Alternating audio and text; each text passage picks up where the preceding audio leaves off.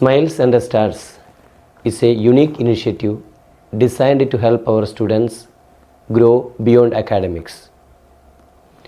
Through this night stay program, our students learned discipline, teamwork, and responsibility in a safe and well supervised environment. The interaction with the district collector and the superintendent of police was a proud and inspiring moment for our students. Their opportunity to ask questions and receive guidance boosted their confidence and awareness. Activities such as fire ring jump, conducted with proper safety measures, encouraged courage, focus, self-belief among students. I sincerely appreciate the dedication of my teachers and staff, whose careful planning and commitment made this program meaningful and successful. I am very sure that this event will remain a memorable learning experience for our students. So, good evening, sir. I am Shreya Bhongde, and I am really glad that seeing you all here. So, my first question is, according to my information, you have cleared your UPSC exam as an IS officer at your 4th attempt. So, what are the moments that tested your determination the most? Have you ever felt during those challenging times? आधी तर प्रश्न तुम्हाला सर्वांना सांगून देतो. त्यांनी असा प्रश्न विचारलेला आहे की माझा जे 4th अटेम्प्ट होता UPSCमध्ये, त्याच्यामध्ये जे आहे मला काय सर्वात टफ चॅलेंज पडला आधीचे 3 ह्याच्यामध्ये, आणि माझी जी हौसला होता किंवा माझा जे डिटर्मिनेशन होता त्याच्यामध्ये काही फरक पडला का. सर्वांना सांगून देतो की सर्वात जे मोठा आपल्याला कुठला पण यशस्वी कोणाला पण व्हायचं असेल त्याच्यामध्ये सर्वात मोठा आपल्याला पेशन्स, डिसिप्लिन आणि हार्डवर्क तिन्ही ठेवायला पाहिजे. आणि मला असं वाटतं की कधी आपलं हार्डवर्क जे आहे ते पेड ऑफ होत नाही आहे. आपलं जे हार्डवर्क आहे ते नेहमीच पेड होत नाही, परंतु त्या हार्डवर्काला आपल्याला कुठे ना कुठे ते हार्डवर्क आपल्या नॉलेजमध्ये किंवा आपल्या कुठेतरी कॉन्शियसमध्ये स्टोअर होऊन जातात आणि आपल्याला त्याच्यामध्ये काहीतरी अनुभव मिळतात. मग त्यामुळे कुठे पण हार्डवर्क आपण केलं असतील त्याच्या कुठे वाया जात नाही. आणि त्यामुळे 4th अटेम्प्ट पण झाला तरी पण फर्स्ट 3 अटेम्प्ट्समध्ये पण मला काही ना काही शिकून आला, आणि तो एक्सपिरियन्समुळेच मला असं वाटतं 4th अटेम्प्टमध्ये मी क्लिअर झालो. As you have cleared IIT and UPSC, so what made you to change your mindset from IIT to UPSC? बघा, आपण IIT आणि UPSC जे आहे ते दोन लोक म्हणतात की दोन टोटली वेगळी गोष्ट आहे. परंतु एक UPSCसाठी आपल्याला कुठली ग्रॅज्युएशन करावं लागतं, आणि मला असं वाटतं की आम्हाला 10वीच्या नंतर जे आहे आपलं जे स्कूल सिस्टम आहे त्याच्यामध्ये आपल्याला कुठली ना कुठली फील्ड सिलेक्ट करावं लागतात. आणि आम्हाला जे आहे मला बायोलॉजी घ्यायचं नव्हती, आणि बायोलॉजीऐवजी आणखीन कुठली पण त्याप्रमाणे मी फक्त माझी सायन्स घेतली आणि PCMमध्ये घेतला.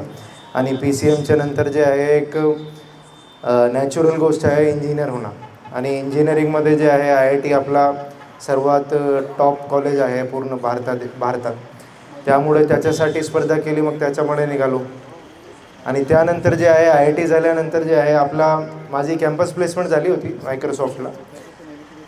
ॲक्च्युली त्या झाल्यानंतर काय असतो की IITमध्ये जेव्हा आपण कुठल्या पण ह्याच्यामध्ये जातो जॉबमध्ये, त्याच्यामध्ये जे आहे एक मोनोटोनस असतो, म्हणजे काय आपला एकासारखा जॉब जे आहे ते तुम्हाला वेळेस करावं लागतात. परंतु ह्याच्यामध्ये जे आहे डायव्हर्सिटी आहे, तुम्हाला वेगवेगळे प्लॅन्स तुम्ही घडवू शकतो, काही पॉलिसीमध्ये तुम्ही काहीतरी धोरणात्मक निर्णय घेऊ शकतो, आणि अंमलबजावणी तर आहेतच. त्यामुळे तो एक बघून IITवरून मी UPSCला आला असतील. परंतु IIT पण छान असतं, म्हणजे आता मला असं वाटतं की 8 वर्ष आधी ते IIT पण छान झालं असतं. परंतु ठीक आहे, आता आलो की मग आलो, काही हरकत नाही. तुमच्यामध्ये तुम्हाला काय वाटतं की एज्युकेशन सिस्टममध्ये काय चेंज करायला पाहिजे, आणि मेन म्हणजे हिंगोली डिस्ट्रिक्टसाठी जी तेवढी प्रोग्रेस नाही आहे? आणि मेन म्हणजे आतापर्यंत असे कोणते कोणते प्रोग्रेस झालेली आहे एज्युकेशन सिस्टममध्ये जे तुम्हाला वाटते की ती मीन्स विद्यार्थ्यांसाठी बेनिफिशियल आहे? बघा, एज्युकेशन सिस्टममध्ये आपल्याला एक दोन भाग असू शकतात. मला असं वाटतं की एक बेसिक भाग जे आहे ते आपल्याला सर्वांना शिकलंच पाहिजे, कारण आपल्याला जे आपल्याला कॉन्सेप्ट शिकवतात कुठली पण टेक्स्टबुकमध्ये ते बेसिक असतो आणि त्याच्यामध्ये बेसिक कॉन्सेप्ट्समध्ये आपल्याला सर्वांना नॉलेजेबल व्हावं लागतं. त्याचबरोबर जे आहे आपल्याला एक डायनॅमिक सिलेबस ठेवला पाहिजे, परंतु डायनॅमिक सिलेबस जे आहे तो एक युनिफॉर्मिटी नसल्यामुळे तो ठेवण्यासाठी जे पॉलिसी ठेवायचं आहे तो थोडा अवघड असतो. जसं आता आपण AIच्या एरामध्ये चाललो आहे. आता आर्टिफिशियल इंटेलिजन्स जे आहे ते सर्व म्हणतात की आर्टिफिशियल इंटेलिजन्समध्ये काहीतरी राहायला पाहिजे. मग मला असं वाटतं ते डायनॅमिक सिलेबस जे आहे ते आपल्याला ॲड करत राहायला पाहिजे. तो एज्युकेशन सिस्टममध्ये एक चेंज करू शकतो आम्ही. आणि आपल्याला मॉडर्न जे आपला कुठला पण विषय चाललेला असतील त्याच्याबद्दल जे आहे आपली नॉलेज त्याप्रमाणे राहिली पाहिजे. आणि तो एक चेंज केला की मग मला असं वाटतं आणखीन चांगला एज्युकेशन सिस्टम होऊ शकतात. आणि हिंगोलीसाठी जे आहे मला असं वाटतं की आता आपल्या ह्याच्यामध्ये स्पर्धा जे आहे ते थोडी कमी आहे. हिंगोली जिल्ह्यामध्ये जितके मला आतापर्यंत मी स्कूल बघितलेले आहे आतापर्यंत आपल्या ह्याच्यामध्ये स्पर्धा जे आहे ते नाही आहे. म्हणजे टार्गेट वगैरे तर आमच्यासाठी असं काही नसतो, थोडी अवेअरनेस कमी आहे. आपण हे बघा आता कुठली पण आर्मी स्कूल, सतारा स्कूल वगैरे आहे त्याच्यासाठी कुठलीच आपली सैनिक स्कूल आहे, RIMC वगैरे आहे. आपले जे असे जे एक्झाम्स असतो ज्याच्यामध्ये आपली पर्सनॅलिटी डेव्हलप होतात त्याची अवेअरनेस थोडी या हिंगोली जिल्ह्यामध्ये कमी आहे. मला असं वाटतं तो तुम्ही वाढवून घेतला ॲज अ स्कूल टीम त्याच्यामध्ये तुम्हाला खूप म्हणजे फायदा होईल. Sir, as a district collector तुम्ही हे अवेअरनेस वाढवण्यासाठी काय करसाल? हिंगोली जिल्ह्यामध्ये ज्याच्याप्रमाणे आम्ही UPSCची तयारी केली होती, एक रीडिंग रूममध्ये आणि एक लायब्ररी आमच्यासोबत होती. त्याप्रमाणे आम्ही जे आहे गावामध्ये असा प्रयत्न करतो आहे की एक रीडिंग रूम आणि लायब्ररी कमीत कमी असली पाहिजे. आणि त्यामध्ये जे आहे कमीत कमी समजा कुठल्या मुलांना काहीतरी अभ्यास करायचा असेल त्याच्यामध्ये तो मुलं जे आहे त्या रीडिंग रूममध्ये येऊ शकतो आणि त्याच्यामध्ये तुमचं प्रिपरेशन करू शकतो फ्री ऑफ कॉस्ट. त्याप्रमाणे जे आहे आम्ही थोडा विचार करतो आहे. आणि आमच्या हिंगोली जिल्ह्यासाठी आम्ही असा थोडा प्रयत्न करतो आहे की आपल्याकडे हिंगोली जिल्ह्यामध्ये जसं उदाहरणतः मला जितका माहिती आहे की सैनिक स्कूल सातारामध्ये प्रत्येक वर्षी 2 ॲडमिशन होतात. मग एक ॲडमिशन जे आहे कुठल्या पण पूर्ण जिल्ह्यामध्ये एक तर ॲडमिशन आपल्या सैनिक स्कूलमध्ये राहिला पाहिजे 7वीला. त्यानंतर जे आहे RIM 8वीला आणि RIMCला जे आहे एक ॲडमिशन राहायला पाहिजे, तो 7वीला असतो. त्यानंतर आम्ही असं थोडं प्लॅनिंग करतो आहे की समजा एक मुलांची 10वी झाली की मग मुलांची 10वी झाली की मग त्याच्यानंतर त्यांच्या स्पर्धा परीक्षामध्ये जे इंटरेस्ट आहे तो कशाप्रमाणे वाढू शकतो तशाप्रमाणे थोडी आपली प्लॅनिंग आहे. What efforts will you make to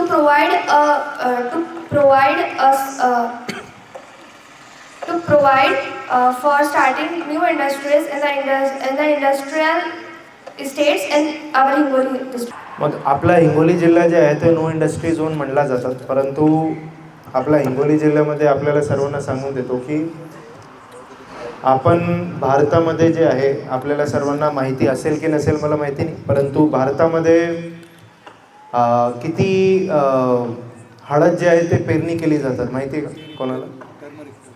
किती हळद जे आहे ते पेरणी केली जातात भारतामध्ये?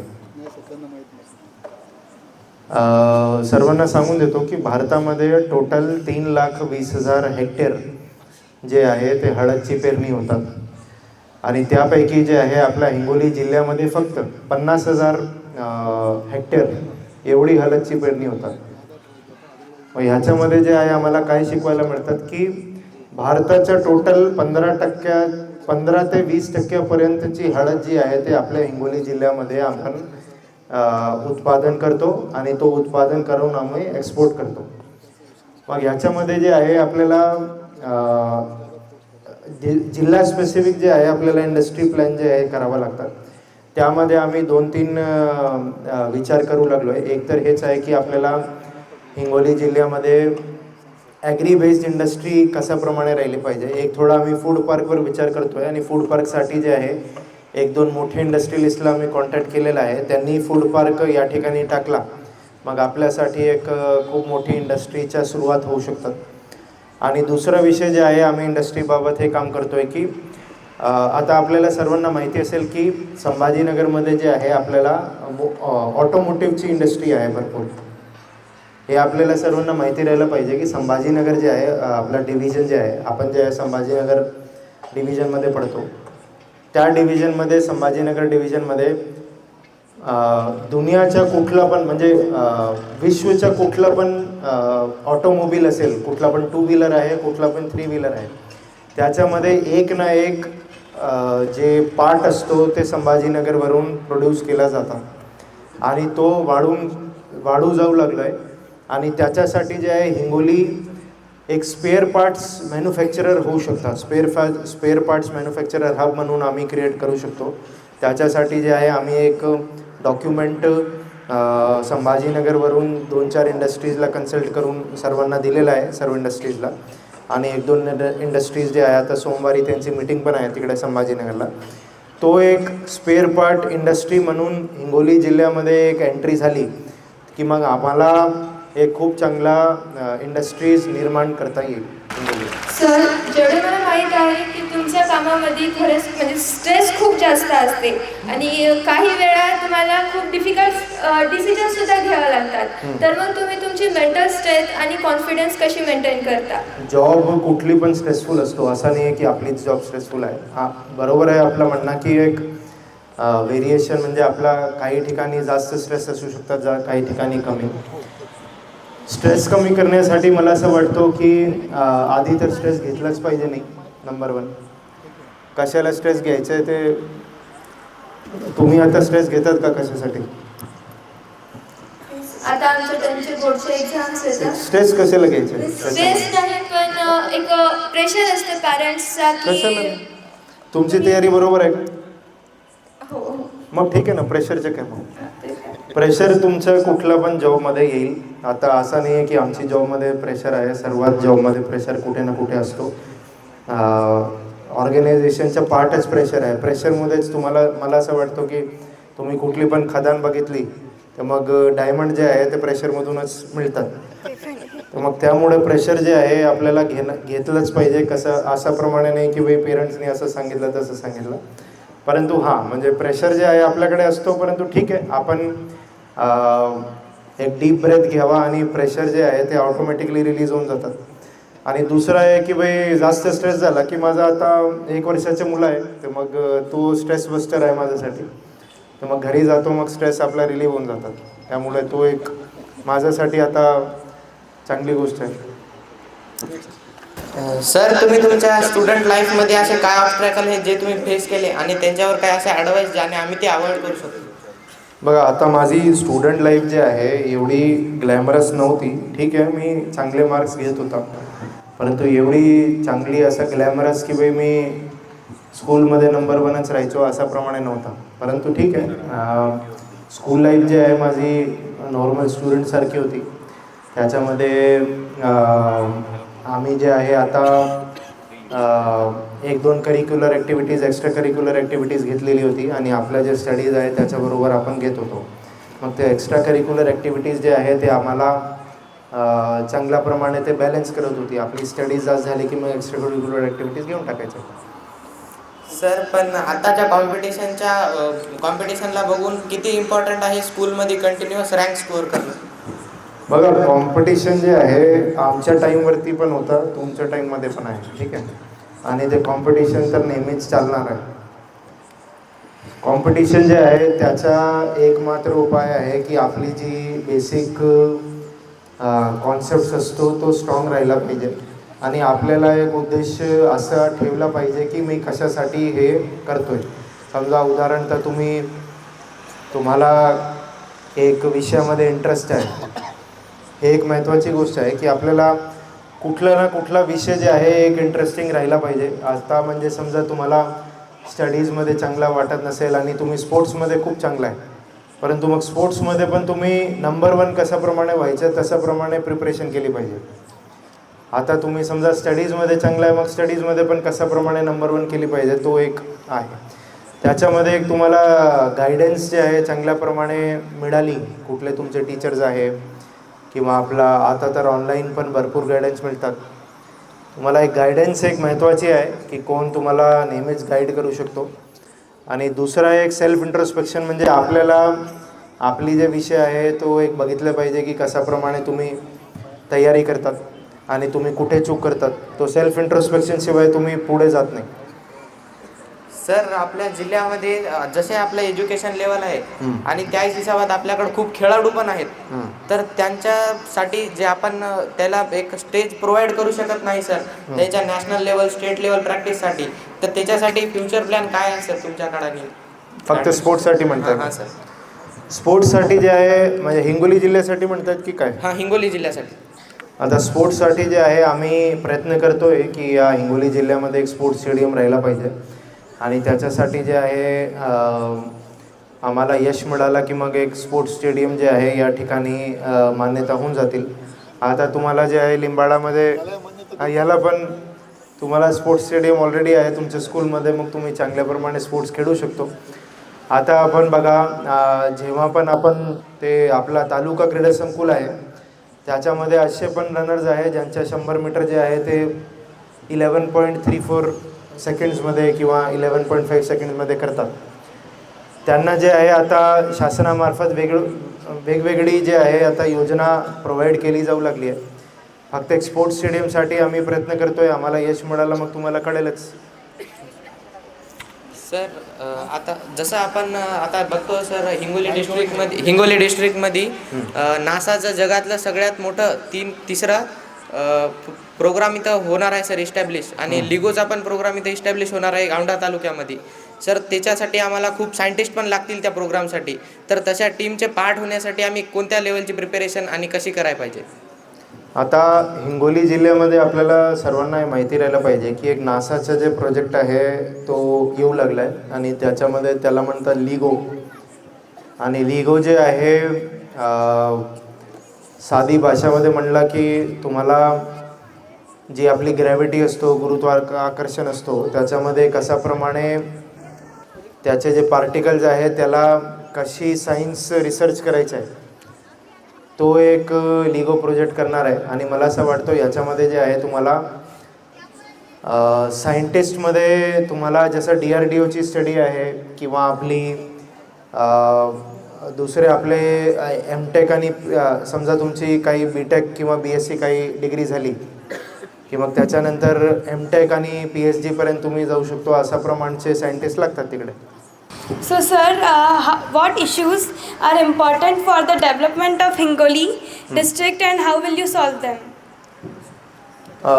कुठल्या पण जिल्ह्याला विकास करण्यासाठी मला असं वाटतं 2-3 विषय इम्पॉर्टंट आहे. नंबर 1 जे आहे त्यांच्यामध्ये एज्युकेशनच्या प्रमाण जे आहे ते वाढवून घेतलं पाहिजे. आता आपण हे बघत असाल की इकडे 10thचे पुढे म्हणजे 10वी झाली की मग 12वी साठी जे आहे स्कूल्सची एवढी ऑप्शन नाही आहे. थोडे आहे परंतु स्कूल्सची तेवढी ऑप्शन नाही आहे. तो एक आम्हाला डेव्हलप करून घेतला पाहिजे आणि त्याच्यासाठी आम्ही थोडा प्रयत्न करतो आहे. दुसरा विषय जे आहे तो आहे एम्प्लॉयमेंटचा. जसं आता ती मुलींनी विचारला की आपला इंडस्ट्रीज कशाप्रमाणे करायचा आहे. इंडस्ट्रीजसाठी आम्ही एक प्रयत्न करतो आहे जेणेकरून ह्याच्यामध्ये रोजगार निर्मिती होईल.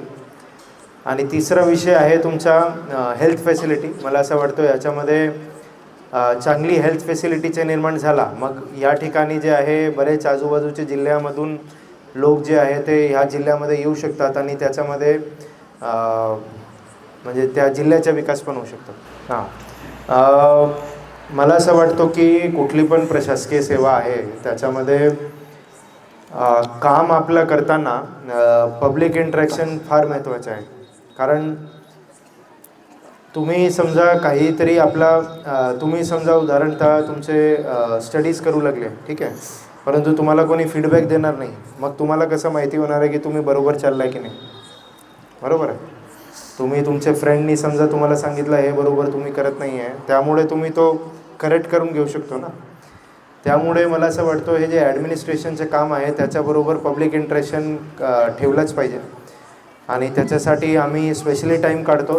कारण आपलं जे प्रशासन आहे तो कशाप्रमाणे चालला आहे ते पब्लिकवरून फीडबॅक जे आहे ते खूप महत्त्वाचं आहे आणि त्यामुळे आम्ही अशाप्रमाणे एक स्पेशल टाईमच काढून घेतो जेणेकरून आम्ही पब्लिकशी इंटरॅक्शन करून त्यांचा व्ह्यू विचारू शकतो की त्यांचा कसा हिंगोली जिल्ह्यासाठी विजन आहे. त्यामुळे आम्ही ठेवतो तो. मॅनेजर होते त्यांच्याकडून त्यांनी 8 लाख रुपये दौडून टाकून घेऊन गेले होते. तर त्यांना आमची टीमने पकडली. आंध्र प्रदेशतून मीडियामध्ये फोटो आला होता, न्यूजपेपरमध्ये पण आला होता. तोच सर्वात चॅलेंजिंग होता. Handle pressure and make difficult decisions with incomplete information. त्याची इन्फॉर्मेशन अवेलेबल आहे. त्या इन्फॉर्मेशनला ॲनालाइज करून कम्प्लिटली त्याच्यावर विचार करून आणि त्याच्यानंतर जे बेस्ट पॉसिबल डिसिजन आहे ते आम्ही घेतो. Sir, how did you set your academic goals? Academic goals me mathematics माझा आवडता सब्जेक्ट होता. तर मॅथमॅटिक्समध्ये मी पुढे अभ्यास केला, स्टॅटिस्टिक्समध्ये अभ्यास केला आणि त्याच्यानंतर हायर एज्युकेशन घेतलं स्टॅटिस्टिक्समध्ये. फादर पण पोलीसमध्ये जायचं, तर त्या याच्यातून मी लहानपणापासून जे एक्सपिरियन्स घेतो तर आपल्या जिल्ह्यामध्ये सर एक पोलीस प्रशासनाला एक करप्ट जॉब म्हणून मानली जाते सर. तर त्याच्यासाठी आपण त्याची रिस्पेक्ट वाढवण्यासाठी काय आपण स्टेप घेणार मेजर? ते हे बोलणं ठीक नाही आहे की पोलिसांचे जॉब करप्ट जॉब मानले जाते, असं नाही आहे. असा एक पब्लिक परसेप्शन क्रिएट झालेला आहे फक्त. पण असं नाही आहे की पोलीस, तुम्ही जर बघितलं तुमचे फादर स्वतः पोलीसमॅन आहेत तर केवढी डिफिकल्ट ड्युटीज करतात सगळे आणि ते बाहेर रोडवर 12-12 तास 24-24 तास उभे राहतात, बंदोबस्त करतात, क्रिमिनल्स पकडतात. रोडवर बरेच वेळी असं होतो की कोणासोबत भांडण होतो. लोक ते असं म्हणतात ना की पोलीस जे आहे ते एक निगेटिव्ह रोलमध्ये आहे ऑलवेज. तर निगेटिव्ह रोलमध्ये असल्यामुळे लोकांना परसेप्शन असं वाटतो की तो करप्ट आहे, पण असं नाही आहे. आणि जे फार थोडे बहुत असं इन्सिडेन्सेस आहेत त्यांना रोखण्यासाठी आम्ही प्रयत्न करतो आहे. सर्वांना मोटिवेट करतो आहे की चांगला वर्तणूक ठेवायचं, पोलिसांची प्रतिमा उंचवायचं, जे क्रिमिनल्स आहेत त्यांच्यावर बचाव ठेवायचं. हे सगळे आयडियाज घेऊन ते आता काम करतो आहे. पोलिसांची प्रतिमा चांगली व्हावी असे प्रयत्न करतो आहे. एक SP च्या जॉबसाठी आणि एक पोलीस सर्व्हिसच्या जॉबमध्ये खूप डिटर्मिनेशन लागतं. तर तुमच्या टाईममध्ये तुम्हाला कोणतं मोटिवेशन होतं ज्यामुळे तुम्ही ही फील्ड निवडली करिअरसाठी? खूप पब्लिक सर्व्हिस करायला मिळते, लोकांसोबत भेटायला मिळते, खूप चॅलेंजिंग असते. तर सेल्फ मोटिवेशन असते की आणि जे काम तुम्ही करतात ॲज एन SP किंवा पोलीसमॅन ते खूप लोकांसाठी खूप काम करायला भेटते. लोकांच्या समस्या घेऊन लोक येतात आणि तिथून त्याला तुम्ही सॉल्व्ह करतात, तिथून तुम्हाला खूप सॅटिस्फॅक्शन भेटते. हेच मोटिवेशन आहे. एक गुड मॉर्निंग म्हणून ही पोलीस साठी हे प्रोग्राम सुरू करण्यात आला आहे. तर मग या प्रोग्राम नेमकं तुम्ही सुरू का केला आणि तुम्हाला काय वाटतं की तुम्ही आणखीन असं काय रूल्स आणि रेग्युलेशन्स हिंगोलीमध्ये लावू शकता ज्याने हिंगोली एका टॉप डिस्ट्रिक्ट म्हणून ओळखला जाईल? तर हिंगोलीमध्ये क्राईमवर जास्तीत जास्त पचक ठेवण्यासाठी बरेच ठिकाणी पेट्रोलिंग वाढवला जातो आहे. अवैध धंद्यांवर कारवाई केली जात आहे. जे गुंड प्रवृत्तीचे लोक आहेत त्यांच्यावर प्रभावी कारवाई केली जात आहे. ट्रॅफिक रूल्स चांगला करण्याचे प्रयत्न केले जात आहे. CCTV कॅमेरे बसवण्यासाठी प्रत्येक ठिकाणी प्रयत्न केले जात आहे. हे सगळे ची जॉब आहे सर, म्हणजे पब्लिकमध्ये इन्व्हॉल्व होणं पोलीससाठी एक खूप महत्त्वाचं हे आहे. आणि त्यासाठी आपण कोणत्या टाईपचा ॲटिट्यूड त्या तुमच्या सर्व्हिसमध्ये फॉलो केला पाहिजे जेणेकरून आपली सर्व्हिस आपल्यासाठी इझी होईल? ॲटिट्यूड खूप पर्सिव्हरन्स लागतो, डिटर्मिनेशन लागतो आणि इंटिग्रिटी, तुम्हाला ऑनेस्ट व्हायला पाहिजे, तुम्हाला चांगलं लीडर व्हायला पाहिजे. कारण तुम्ही एक पोलीस फोर्सला लीड करताय, तर एक चांगला लीडर पाहिजे ज्यांच्याकडे एम्पॅथी आहे ना, ज्यांच्याकडे ते सेल्फ मोटिवेशन आहे आणि ते फोर्सला पण मोटिवेट करतात. अशा प्रकारची क्वालिटीज पाहिजे. जसे अशी खूप पोलीस ऑफिसर्सला मी बघितलेलं आहे ज्यांची नाईट ड्युटी असती किंवा त्याला 24 आवर्स काम करावं लागते. सो तुम्ही मग मीन्स तुमची पोलीस टीमसुद्धा तुम्हाला पूर्ण सपोर्ट करते. सो तुमचं काय मत आहे याच्यावर की मीन्स तुमची टीम तुम्हाला सपोर्ट करते किंवा मग तुम्हाला प्रेशर वगैरे काही असं हे करावं लागतं? नाही, तसं काही प्रेशर नाही. प्रत्येक पोलीसमॅन त्यांची ड्युटी खूप चांगल्या प्रकारे करतात आणि ते खूप सपोर्ट करतात. जे खूप डिफिकल्ट ड्युटीज असते तरीही कोणीही कंप्लेंट जास्त करत नाही. सर्व त्यांची ड्युटी चांगल्या प्रकारे बजावतात आणि खूप चांगली police. I learned to respect rules and support my classmates. This program created beautiful memories that we will always remember. Smiles Under Stars was not just a fun, it was a learning experience. We felt proud and confident to ask questions to the district collector and the SP. Interacting with the collector and SP inspired us to dream big and serve the nation. Asking questions to such senior officers was a new and unforgettable experience. The collector and SP answered our questions patiently and motivated us. In the last, I would like to say that ABM hai to bharosa hai. I learned discipline, confidence, and responsibilities, and how to follow daily routines. Spending time with our teachers and friends made me more responsible and cared, which made me feel more safe and cared for. This night experience at school made us to know about responsibility. This program gave me the courage to speak on stage and interact with respected officers. Meeting the district collector and ESP made us feel responsibilities and leaderships. Shines Under Stars gave us confidence, courage and inspiration. ABM hai to bharosa hai. The night stay at school campus was fun and meaningful. I will never forget this experience.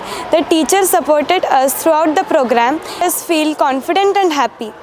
The Smiles Under the Stars was a wonderful experience. I want to attend such programs again.